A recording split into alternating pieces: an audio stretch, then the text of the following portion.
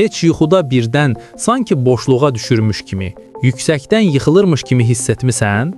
Bədən bir anda titrəyir və sən o an oyanırsan. Bu halın elmi adı hipnik sarsıntıdır. Bədən yuxuya keçərkən əzələlər boşalır, amma beyin hələ oyaqdır.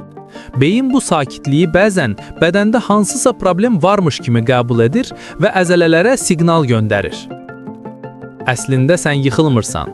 Sadəcə beynin səni qorumağa çalışır. Bu bədənin yuxuya keçid zamanı verdiyi təbii reaksiyadır.